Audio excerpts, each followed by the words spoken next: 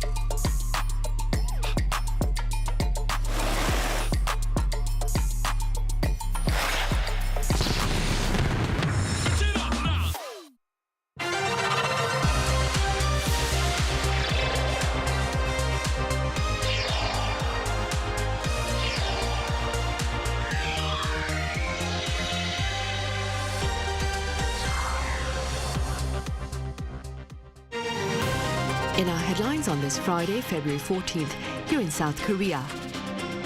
The Trump administration's reciprocal tariff intention has been formally announced and may be implemented in early April after the U.S. trade team examines each nation's import duty on American products and recommends a respective response. Foreign Minister Cho Tae-yeol is scheduled to sit down with his U.S. counterpart Marco Rubio on the margins of a security meeting in Munich this Saturday to address bilateral defense and broader trade ties. Meanwhile, the Asian Winter Games comes to a close later tonight in Harbin, where South Korea has made new skating history by garnering gold in both the women's and men's figure skating singles event. The Trump administration will seek a tailored tariff response to its trade partners, imposing on them the same level of import duty they place on American products entering their markets, and a tangible plan is poised to go into effect in early April. Our Shin Ha-young starts us off. U.S. President Donald Trump reinforced his push to impose reciprocal tariffs on global trade partners to match the tax rates that other countries impose on imports, fueling fears of a trade war. On Thursday, Trump signed a presidential memorandum ordering a comprehensive plan for reciprocal tariffs, aiming to deliver a level playing field for American workers. On trade, I have decided, for purposes of fairness, that I will charge a reciprocal tariff, meaning whatever countries charge the United States of America, we will charge them, no more, no less. The latest announcement comes as part of Trump's aggressive push for more balanced trade following recent 25% tariffs on steel and aluminum. Trump's tariffs would also target countries with non-tariff trade barriers such as subsidies, burdensome regulations, and value-added taxes. Another element to be considered is exchange rate policies in countries. Commerce Secretary Howard Lutnick said his team would be ready to hand a plan to the president by April 1st. Although South Korea has signed a free trade agreement with the U.S. and has eliminated most tariffs, Trump's plan to consider non-tariff barriers could lead to him imposing reciprocal tariffs on South Korea.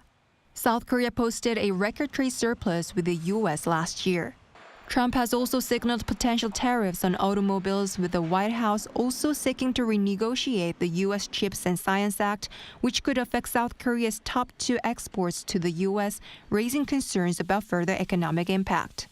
Despite fears of a global economic slowdown, Trump is expected to continue his hardline tariff policy. Shin Ha-young, Arirang News. And taking into account the Trump administration's tariff plans, the Economy and Finance Ministry here has sounded the alarm over the growing presence of risk factors against the South Korean economy. In its latest monthly economic report shared on this Friday, the ministry also underscored a host of national concerns, such as the reality that domestic spending and construction investment remain sluggish, while employment trends remain uneven. Now, February's assessment stands more bleak compared to that shared in January. And on the topic of jobs, overall employment in South Korea rebounded during the first month of this year, but by age and sector, the trend remained largely inconsistent. Our correspondent Moon Hae-ryun explains. South Korea's job market saw a rebound last month, but employment challenges persist, particularly in the construction and manufacturing sectors. According to Statistics Korea's employment report released on Friday, the number of employed people aged 15 or older reached just under 27.9 million in January, marking a year-on-year increase of 135,000.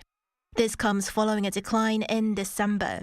By industry, the health and social welfare sector led job gains, followed by professional, scientific and technical services and the information and communication sector.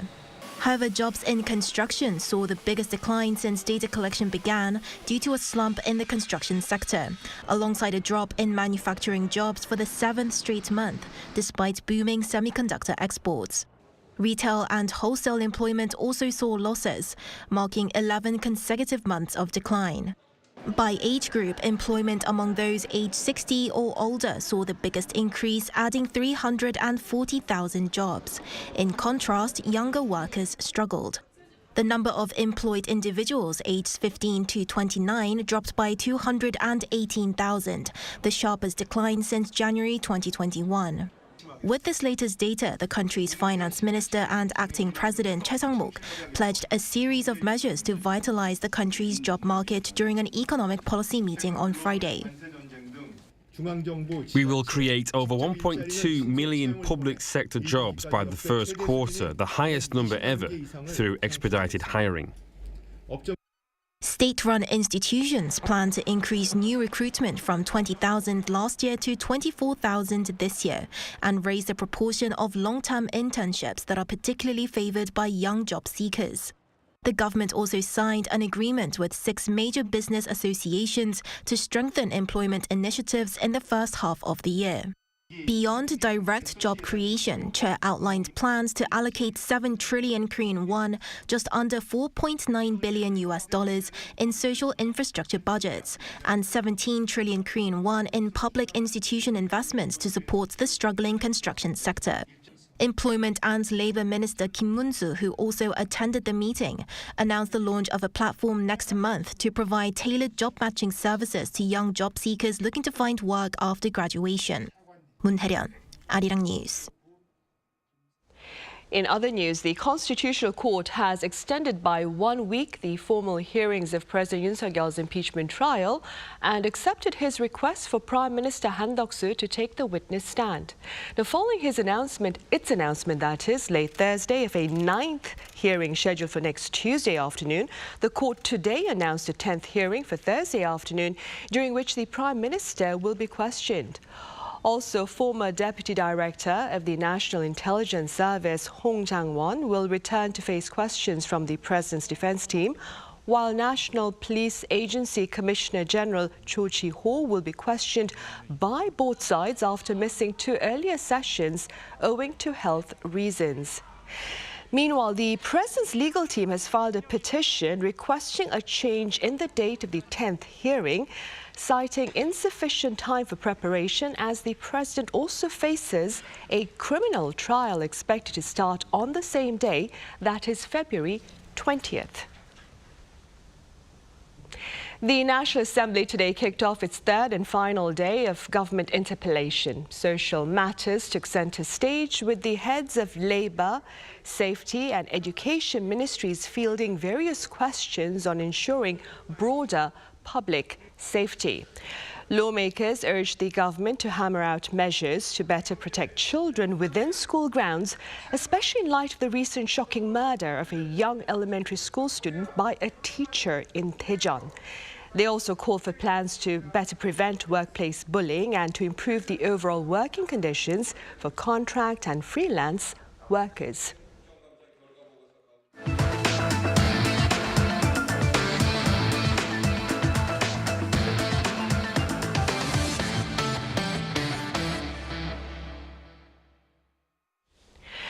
Come tomorrow, that is Saturday, Foreign Minister Cho Tae-il will meet with his American and Japanese counterparts on the sidelines of a security meeting over in Munich. Our foreign affairs correspondent PNG covers this agenda and its broader implications.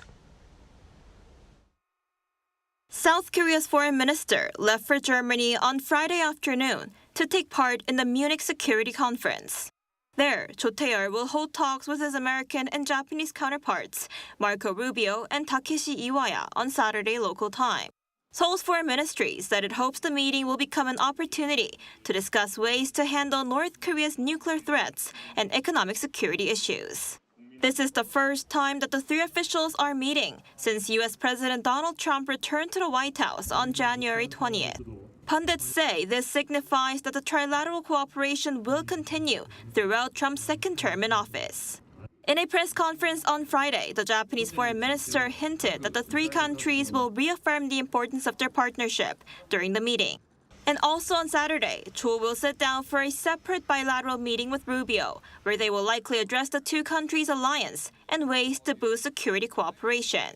This is set to be another very important meeting for South Korea, especially at a time when the country is left without a leader, and as Trump's return poses a challenge for not only South Korea, but also for the rest of the world. The security issue is the most important issue because Trump already mentioned several times that he has every intention to meet Kim Jong-un again. So South Korea should have a very close cooperation with the United States to how to deal with the denuclearization issue with the United States. The meeting will reportedly be held for only about half an hour. So some experts believe there won't be enough time to talk about other issues that Seoul is concerned about, such as tariffs or sharing costs needed for American troops in South Korea. 배은지, Arirang News. The head of the U.S. Space Operations Command has warned North Korea against any attempt to challenge the ROK-U.S. security alliance. Now, speaking to Seoul-based Yonhap News Agency, Lieutenant General David Miller asserted that North Korea's missile technology had become the biggest threat to the Korean peninsula, but affirmed that any action by the regime aimed at testing South Korea's security alliance with the U.S. would be a grave, quote, mistake. He also stressed that while it remained difficult to predict North Korea's actions, the U.S. has been focused on detecting and tracking the regime's related provocations. Curtains are going down on the 9th Asian Winter Games in the Chinese city of Harbin tonight, with South Korea earlier having made history in both the women's and men's figure skating singles category. Our Choi Seong has these highlights and more. On the last day of the 2025 Winter Asian in Harbin, Team Korea added more medals. In the women's curling event, South Korea won the gold medal facing off against China. South Korea's team of Kim Eun-ji, Kim Min-ji, Kim Su-ji, Seol Ye-eun and Seol Ye-ji beat China 7-2. The men's team had to make do with silver after losing to the Philippines in the final 3-5. This is the Philippines' first ever medal at the Winter Asian Games. The South Korean men's ice hockey team beat China to win the bronze medal. With a 5-2 victory, Team Korea finishes on the podium for the fourth consecutive time since the 2007 Changchun Games. Though they lost to Japan in a shootout during the semi-finals, they earned a come-from-behind win against China in the bronze medal match. Meanwhile, the women's team lost to Kazakhstan and finished in fourth place. On Thursday, two figure skaters made history, winning gold medals in both the men's and women's figure skating single event. Male figure skater Ta Jun-hwan and female figure skater Kim Tae-yeon ranked second after the short program. However, both skaters stood on the top podium following flawless free skating programs. Ta finished with a final tally of 281.69 points, while Kim scored 219.44 points overall, a personal best, beating three-time world champion Kaori Sakamoto of Japan. In summary, South Korea finished the Winter Asian Games this year with 16 gold medals, 15 silver and 14 bronze, for second place behind China in the rankings. After surpassing Team Korea's all-time best gold medal tally, it secured a total of 45 medals. The 9th edition of the Winter Asian Games in Harbin ends on Friday with a closing ceremony at 9 p.m. Korean time. Choi Hyung, Arirang News. And it's Valentine's Day today, and for those of you here in South Korea seeking perhaps a sweet traditional twist to celebrate this day of love, my colleague An Sung-jin was out and about to take a look. On Valentine's Day, February 14th, it's common to see stores with large displays of chocolate or candy. But for those that are looking for something different, Korean traditional sweets can be the answer. Boxes of colorful, visually appealing sweets. These are known as Dasik. A popular snack during the Joseon dynasty, Dasik was also one of King Jeongjo's favorites. The cookie is made by kneading grain powder with honey. Most of the ingredients consist of all natural ingredients. For example, grain powder can be made with grains, beans, sesame seeds, and barberry fig. These powders are beaten into finer particles and mixed with honey to create a dense dough texture. Once the consistency is there, they're put into shaping tools to create delicate patterns of flowers, the Taeguk emblem from the national flag, or other traditional images. These days, shapes can be formed through a simple version of stamps. Nowadays, these Korean traditional sweets can be overshadowed by modern desserts. That's why Yoon works on keeping these alive. I teach these classes with the hope that not only can people these days easily access our traditions, but also to blend aspects of Korean tradition and modernity in harmony. So for those who aren't familiar with these traditional sweets yet, why not give them a try? An Sung-jin, Arirang News. Meanwhile, the art of blending genres is redefining the music scene. In fact, our culture correspondent Song Yoo-jin highlights the efforts here to offer audiences the chance to indulge in beautiful classical renditions of popular K-pop songs. To take a listen.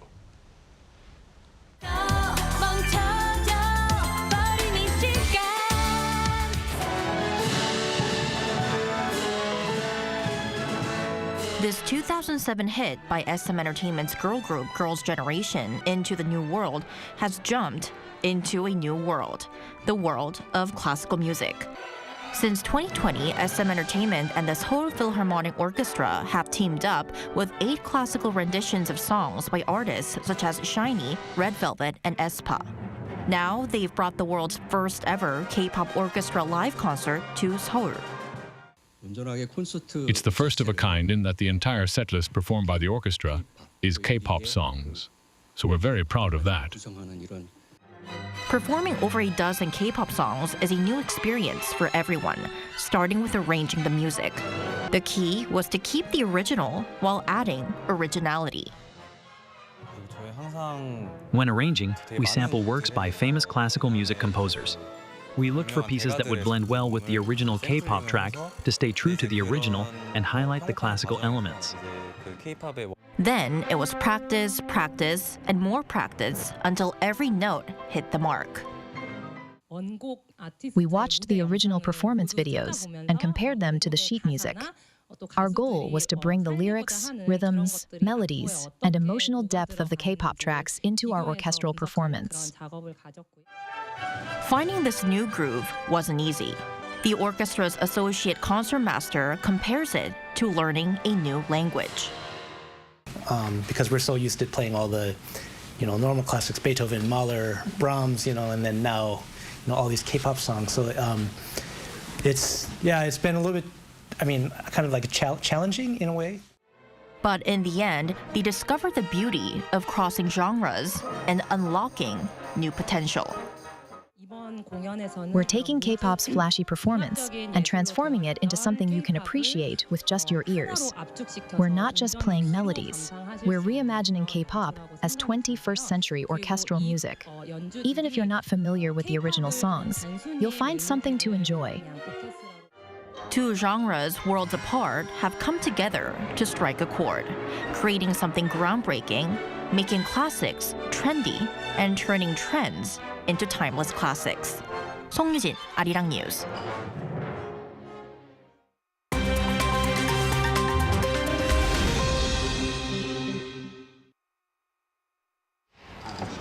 This is The World Now, bringing you the latest stories from around the globe.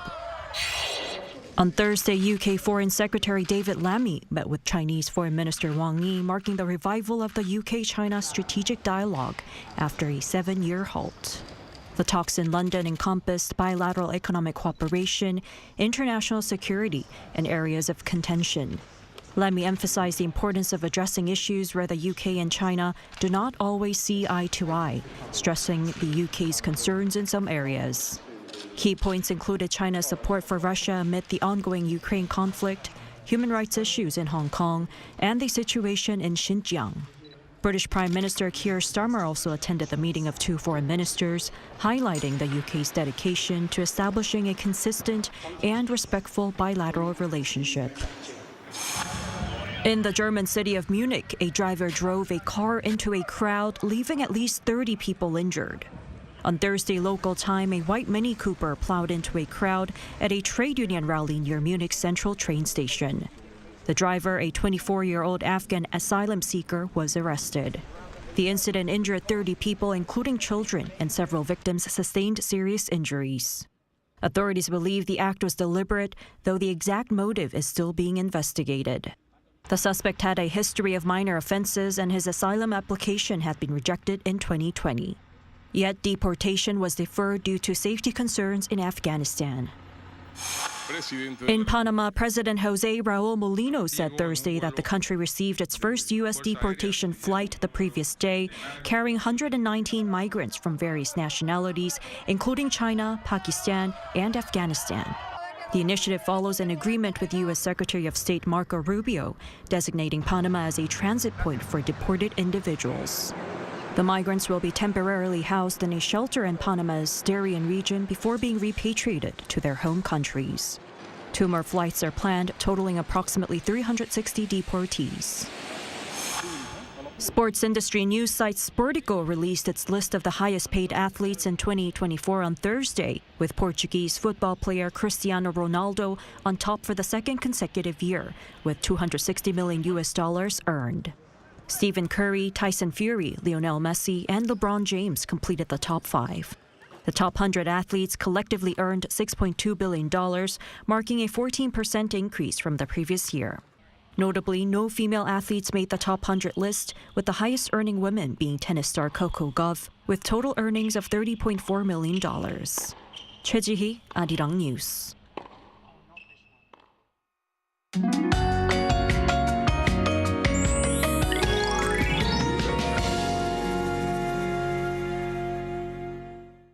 Spring-like weather was seen across the country today. With mild westerly wind, the daytime temperature in Seoul rose up to 10 degrees Celsius, making it as mild as mid-March. The weather will continue to be warmer than usual this weekend. The temperature in Seoul will rise nearly 10 degrees during the day, exceeding the average temperatures by about 4 degrees. However, the air will be murky tomorrow. Due to the influx fine dust from overseas, the air will become dusty tonight for the Seoul metropolitan area and the Chungcheongdo provinces. The ultrafine dust tomorrow will be at bad levels in most parts of the country. Tomorrow, Daejeon and Daegu will start off at -2 degrees and Busan at 3 degrees. Daily highs will top out at 8 degrees in Chuncheon and 13 degrees in Gyeongju. There is rain forecast on the south coast and Jeju Island from tomorrow morning to early Sunday morning. That's all for Korea. Here are the weather conditions around the world.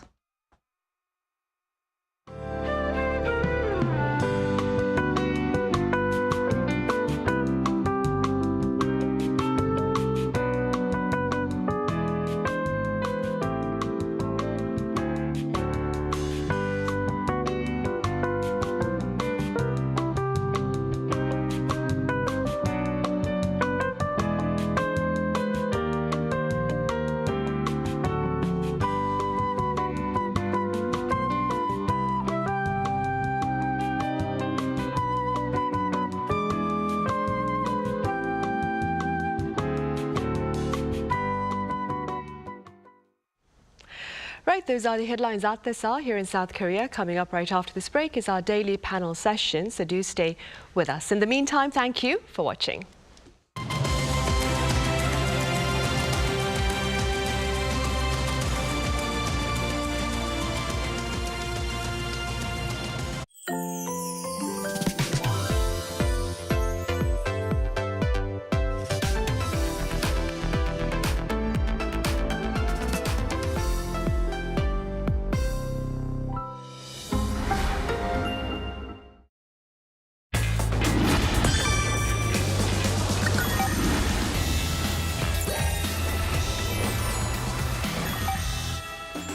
curious about Korea? And especially K-food? How familiar are you with Korean food? The sea on three sides, a mountainous terrain, and 4 distinct seasons. Thanks to these conditions, Korean cuisine bursts with diverse and unique flavors. Do you prefer sweet or spicy? A meat lover or a seafood connoisseur? Can't decide? There's got to be something here that you like. For Koreans, rice is foundational. It's a staple and the centerpiece to all meals in Korea. There's bibimbap, rice mixed with vegetables, gukbap, rice in hot soup, and kimbap is the demand around the world. For me, it's noodles over rice. Korea has amazing noodle dishes. Chuy ramen and cold naengmyeon to blow away the heat.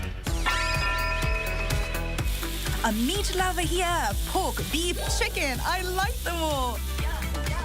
Did you know that bulgogi is listed in the English dictionary? There's also the famous chimek, chicken and beer, which is the best combo for a night out with friends.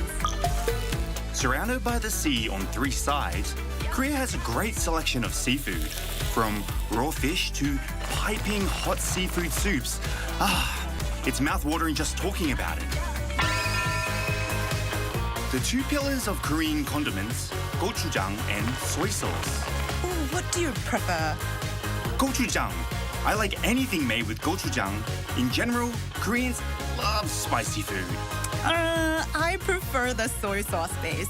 There's something about the salty and sweet that hits the right spot.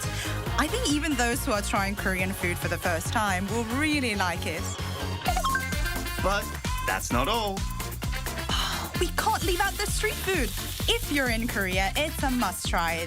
They are both treats for your eyes and mouth. How about it? Mouth-watering, right?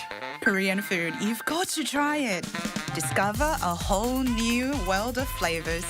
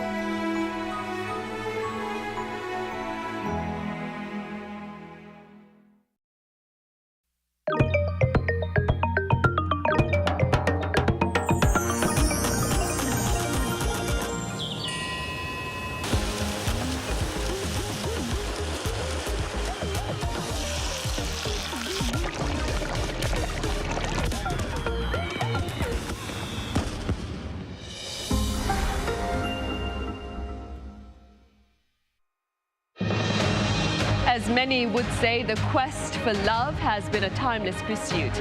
And in recent years, Capital Seoul has been seeking to play matchmaker for the singles in the city. We have more on Press Perspective today.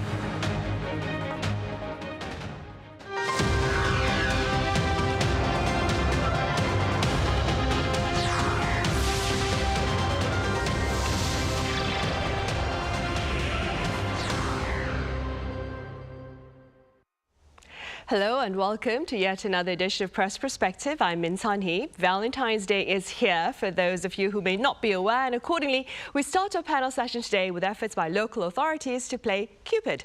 For more on this, I have news correspondent Celia Fioretti with French daily Le Croix here in the studio. Celia, as always, it's great to have you here. Glad to be here. I also have writer Colin Marshall with the pundit's take on the various social issues to be addressed today. Colin, it's good to have you here. Thanks for having me. Right, Celia, we'll start with you. So it's Valentine's Day, as I mentioned at the start, and I understand you covered an event in the afternoon by Seoul City aimed at matchmaking the singles in the city, if you will. Tell us more. Exactly. To help Seoul, it's to find love on Valentine's Day. The Seoul Metropolitan Government and Hanwha General Insurance are jointly hosting a blind dating event dubbed an exciting art night. That's the official title. On today, so there was two events. One was on a much smaller scale in the afternoon, and the bigger one in this evening. Have been to the first part that was held today in Hanam-dong in Seoul as an observer, not a participant, of course. So the event that will follow today and tonight will invite 100 single men and women, 50 of them, who are registered residents of Seoul to find maybe a potential future partner during this event. The whole event will revolve around the theme of art, so that it is displayed around in the building on a few different floors, and it could serve as a nice breaker for maybe the shy ones, or if you don't really know how to start the conversation. Just talking about art pieces could be a great way also to know what are the other people's interests. Maybe you like the same painting, and that could be already a first start. So they will also have private one-on-one conversation if they find someone more interesting than the other, and they can also have dinner there. So the idea is really to have like a long dating night to really get to know each other. It's not a speed dating. It's really a way to meet people and maybe try to take the time to really know them and maybe go back with someone that you can call your partner maybe.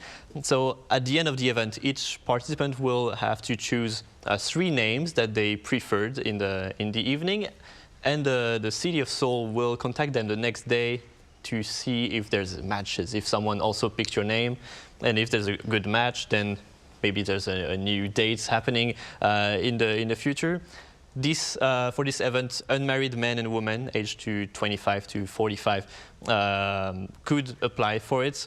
Of course, they have to submit any legal document proving they're not married in the first place, but also no criminal background, or the people participating are selected by the city, so it's all safe and made sure that everybody can enjoy the night.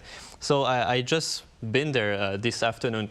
I have to say it was very interesting and maybe weird for me, because we are not really used to that kind of thing in France, but in Korea now it's kind of a trend. There's more cities also doing it. The people there were really happy to participate. For them, it's really the big issue these days in Korea is that you don't really have time or the occasion to meet new people. Maybe you're working or busy with your family, with your parents or sister, brother, and you don't really have time to just go out and meet new people and try to date. So they were really happy about that. A lot of things were planned. They could take pictures, play some games. There was a bingo event going on also.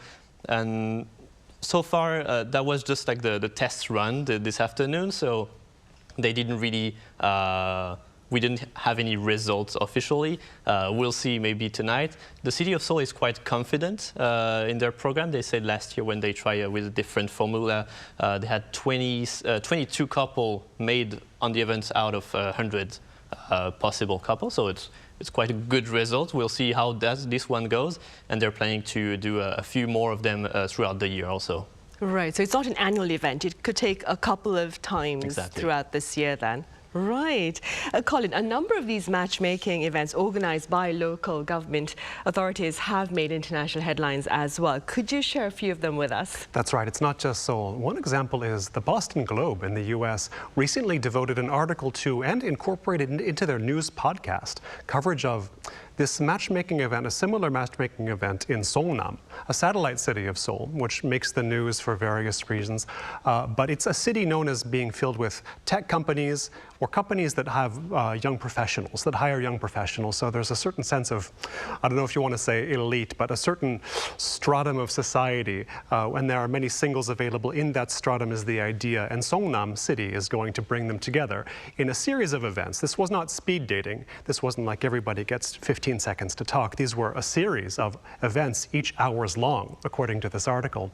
And what really stuck with me, or what was telling to me in a way, is that one important factor in all of this was they would arrange or organize the participants by their MBTI, which is the short way of saying Myers-Briggs type indicator. And for those of you who don't live in Korea, you might not know what that is. It's a system that it got a lot of action in the 80s and 90s in the US as in like corporate training to figure out whose personality is what. You know, you could be an INFJ, you could be an ENTP, you could be introvert, extrovert, you could sense or you could think. Each letter stands for something different. One of two options to code your personality. So for some reason, I'm not sure why, in recent years, MBTI, the system, the Myers-Briggs type indicator, has just it manifested in every aspect of Korean society. And to me, it's kind of funny because I myself, in school and high school, gave a presentation on Myers-Briggs because I was studying the Carl Jung, the psychiatrist who invented the sort of typology that the system uses. And so I gave my class in high school MBTI test. No one knew what it was, but we all had fun doing it. And now, 25 years later, here I am in Korea whenever I get interviewed. The first question is, what's your MBTI? And I don't know because I've refused to take the test again. But for an event like this, it's not surprising. Like the first thing you have to know is what, you know, if it wasn't MBTI, it'd be something else. You know, what group do you fall into? What code does your personality adhere to? We're going to put you with the compatible types. And so that's a very Korean aspect of this. But this is going on in different parts of the country with varying success rates. But it is attracting attention, even in the US and even in Boston, where you think Boston is a city that has no shortage of young professionals itself, but it is one of the lowest birth rate states in the US. I didn't know that. So that's, you know, hence the interest. They want to see what Korea is doing. If Korea can solve it, Massachusetts definitely can. Right, fingers crossed for that. Celia, I understand the response, though, to these matchmaking efforts has been rather mixed. What more can you tell us? Yeah, indeed. Municipal administration have been scrambling to host matchmaking events to help boost the country ever-falling birth rate. But criticism is rising over, is it really efficient or not? According to data collected from municipalities, at least 30 local governments across the country have led such programs, such events in 2024, just last year. Normally, these events are held for 1 or 2 days in the form of group meeting, as we both explained, where dozens of men and women could meet, visit maybe a tourist attraction, do some activities together, go on a boat ride. And the idea is, yeah, to really make people closer together and provoke the fate, the good fate, and make people maybe be forever partners. The department in charge of this event in municipalities are mostly division responsible for tackling the low birth rate and all the social welfare policies around that. And they have a lot of budget, actually, to do that, from tens of millions to more than 100 million of won to organize such programs. So it's a lot of money. And of course, people want to know if all this money is well spent on these programs. And so the goal of this program are to maybe have more marriage, have more babies in the near future. But as one of the representatives at the National Assembly started to investigate, he found out that it's not really effective that much.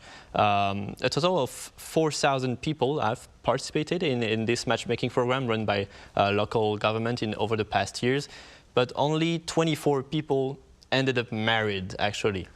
So yeah, meeting someone at a matchmaking event doesn't really ensure the city or yourself that you will be married in the end with them. So a number of local governments, now that they know these statistics, have started to cancel these programs because they felt it was too much money for too few results in the end. And some municipalities also I've tried to desperately keep organizing them, even filling this event with some workers from the city hall to this. There was a big scandal a few months ago, but in the end, the trend seems to decline the last months, and after maybe 5 years of trying and without seeing any good result of it. We'll see if maybe on a bigger scale, like the city of Seoul, which is much bigger than the rest of the municipalities, has tried, even bigger in Gyeonggi around Songnam. Maybe on a bigger scale like Seoul, maybe can try. At least that's what the official from the city told me today. Right. Well, Colin, matchmaking has a deep root here in the country. That being said, arranged marriages were also quite common in Korea in the past. That being said, what are your personal thoughts regarding this manner of settling down? Right. The arranged marriage culture, in a way, it still has traces that are visible in Korea and even visible in Seoul. I mean, when I'm showing somebody around from another country who's visiting Seoul for the first time and we're riding the subway, I usually point out the ads that are in the subway, especially in the stations. And many of those ads are for matchmaking services that promise we'll get you married. We have married 50,000 couples. I think I'm quoting almost verbatim from some of these. They're everywhere. And subway ads are not free. They're not even cheap. These companies are making money somehow. They're making matches, but you've kind of you never meet anybody who's used them, or at least admits to having used them, but it's still a force in the country. And, you know, it's not matchmaking in the very highly traditional way where a neighborhood ajumma would sort of bring you together and say, here's your husband, here's your wife. But you show that to foreigners, and they do. The response is interesting because a lot of them then just think, "Ooh, I don't like the looks of that. I don't like the idea of a marriage being arranged for me, even if I pay for it to be done." And it brings to mind a book that was popular a few years ago by an anthropologist named Joseph Henrich. It's called The Weirdest People in the World. That's the title of the book. In reference to people who are, this is an acronym, Western, educated, industrialized, rich, and democratic, citizens of such countries. And now, okay, you think of that acronym. We're Western, Koreans are not Western, okay, but they are, Korea is highly educated. Some say too educated, industrialized certainly, rich, yes, a rich country, and democratic, I mean, in the Democratic League, certainly. The story of Korea, the story of the Republic of Korea in modern day is the story of a society growing more and more weird in this sense. And the weirder you get in the Heinrichian sense, the less arranged marriage culture seems to make sense to people, the less the family seems like the vital unit, the basic unit of society, as in not just the nuclear family, parents raising a child, but the extended family. You know, the society as made up of extended families is not in the weird worldview, like in the U.S. or in France, for example, and increasingly less in Korea. So you think back, and yes, to Westerners, arranged marriage sounds weird in the literal sense. Oh, that's weird, I wouldn't want that. But in this anthropological sense, the weird ones are the ones who can't understand the framework that came in. You know, it's not just a joke, this word weird. It's that it is actually unusual to be Western, educated, industrialized, rich, democratic, is to be something socially and psychologically unusual in human history. You see the world differently. And Korea's story, as I say, is of becoming more and more weird with big upsides.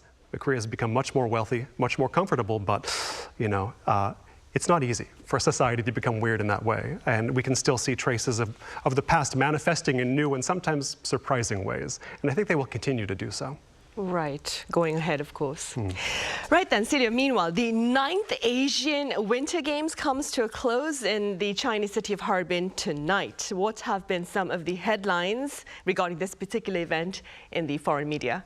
Yeah, the South Korean team, composed of 222 athletes, aim to achieve a second place overall following its previous performance in the 2017 Sapporo Games when they finished as the runner-up. On February 8th, the South Korean team made headlines by sweeping 4 gold medals during the first day of intense competition, reaffirming the status as top contenders in the competition. The mixed 2,000-meter relay was particularly noteworthy as it marked the first time the first time in this event was held at the Asian Games. The South Korean team also triumphed at the mixed 2,000-meter relay, the women's 500-meter, and the men 1,500-meter events. South Korea at least also made some waves outside of skating, particularly with the snowboarding and freestyle skiing categories. Rising star Lee Chae-won clinched gold with impressive runs during the men's slopestyle event. Adding to this excitement, freestyle skier Lee Seung-hoon made headlines also by winning South Korea's first ever gold medal in the men's halfpipe, achieving 97.5 points. The South Korean national team has already, even though the competition is not over, it's ending tonight, has already surpassed its initial goal of winning at least 11 gold medals. But is looking to add more prize to the cabinet to cement a second place overall at the Asian Winter Games. And we can safely say, because it's ending tonight, they will manage to reach their goal for this game in Harbin. And with over 34 nations gathering for these games, the event is set to be historically important, not only for the competition itself and the results we'll see tonight, but also to prepare what comes next. Harbin 2025 is pivotal as it acts as a training ground, a preparation for the forthcoming 2026 Milan Cortina Winter Olympics. Athletes and Korea see this event as a unique opportunity to show what they're capable of, but also show their rival what they can provide for the next game. And I think the next Olympics game will be very interesting and exciting to see for Korea. Right, for sure.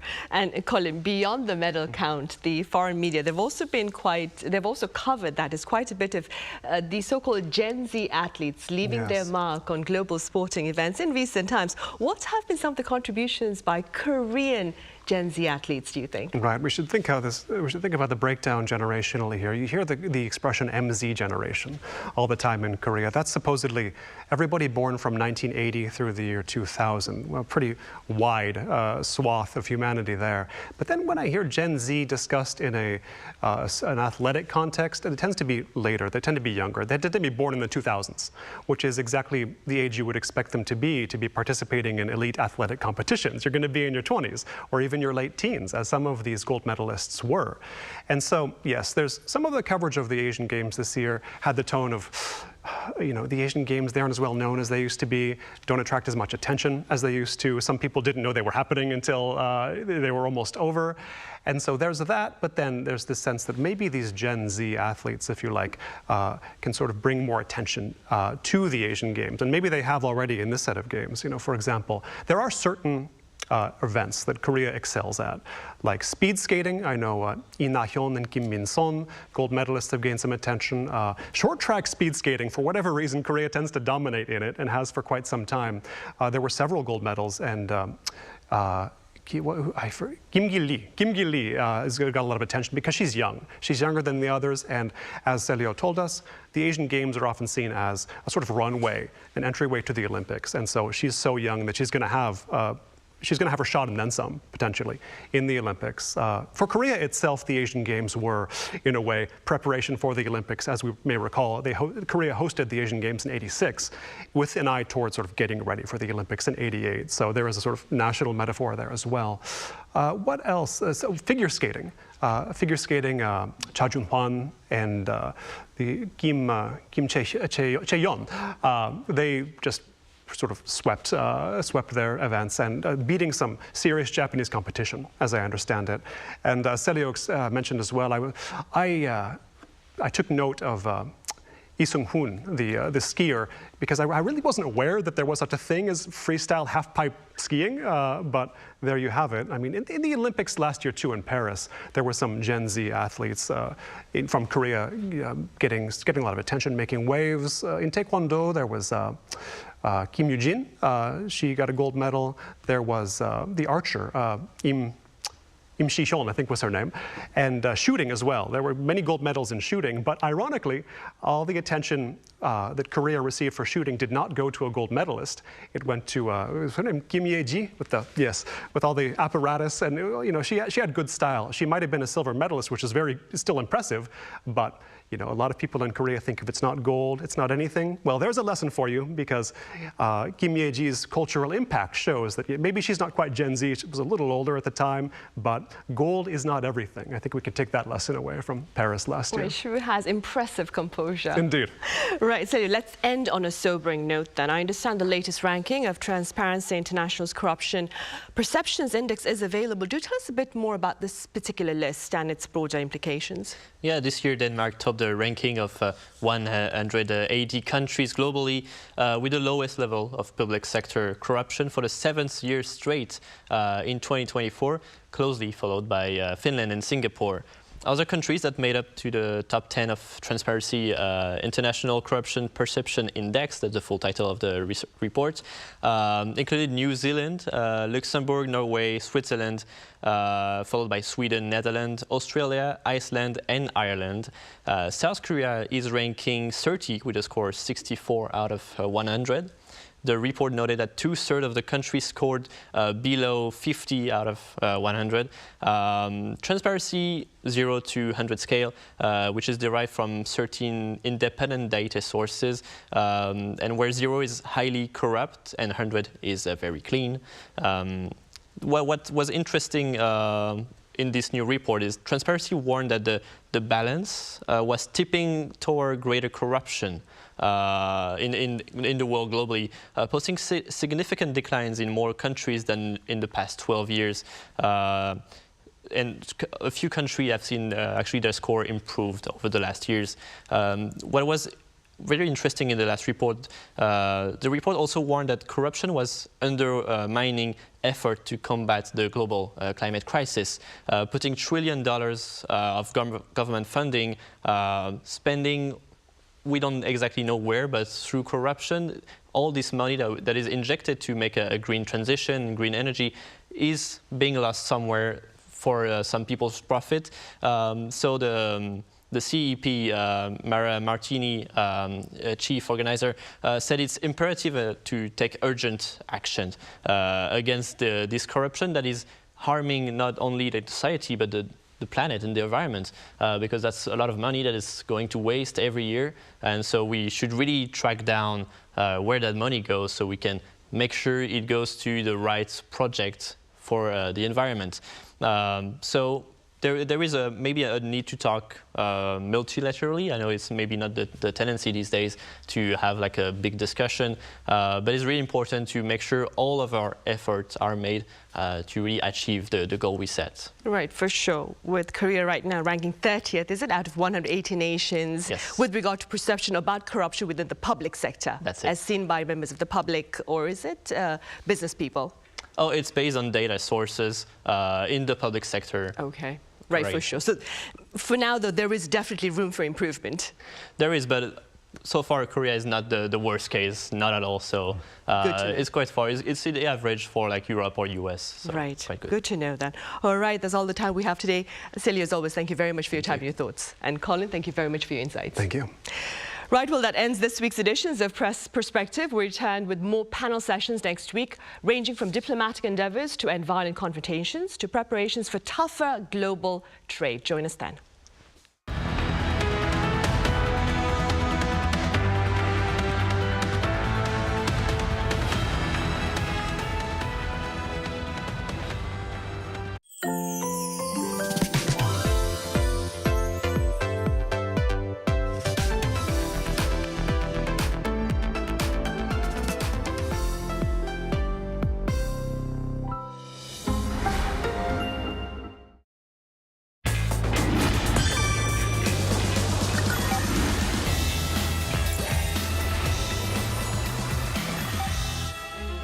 Curious about Korean cultural heritage? If you are a fan of Korean culture and history, listen up. Korean cultural heritage is based on a